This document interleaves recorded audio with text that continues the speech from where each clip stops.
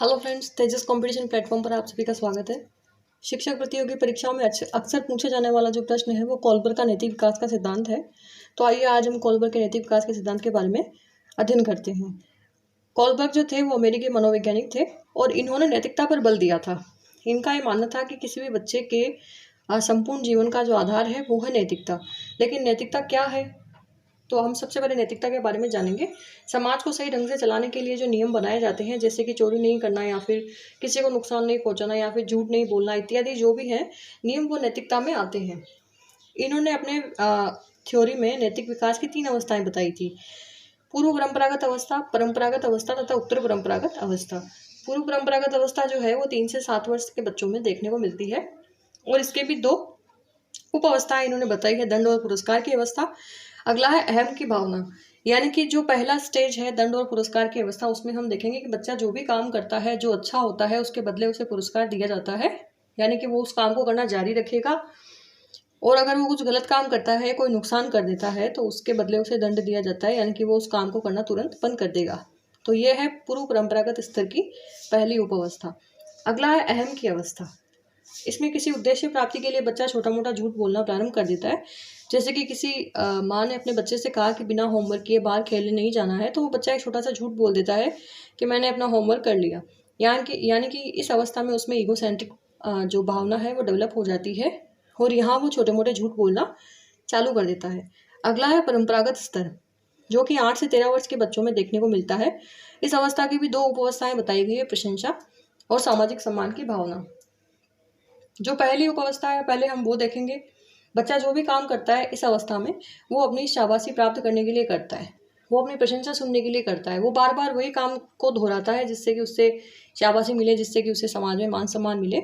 अगला है सामाजिक सम्मान की उपावस्था। यहाँ वो प्रशंसा लेने के लिए कुछ काम कर रहा था और अगली अवस्था जो आएगी इसकी उपावस्था, उसमें वो सामाजिक सम्मान पाने के लिए जो भी अपना काम करना चाहेगा वो ये चाहेगा कि उसके काम के बदले उसे प्रशंसा और प्रशंसा के साथ साथ उसे सामाजिक मान सम्मान भी दिया जाए।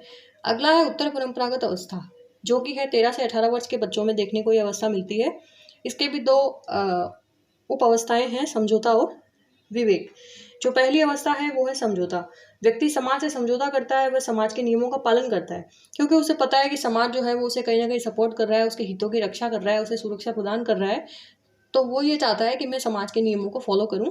वो इस अवस्था में आते आते समाज के नियमों को फॉलो करना शुरू कर देता है, यानी कि लगभग 13, 14, 15 साल का जो बच्चा है वो इस स्टेज में आता है। अगली इसकी उप अवस्था है विवेक की अवस्था। यहाँ 15 साल तक उसने ये सीखा कि मुझे समाज के साथ में समझौता करना है, मुझे समाज के साथ में तालमेल करके चलना है, ताकि मेरे हितों को मेरी रक्षा होती रहे, मेरे सुरक्षा बनी रहे।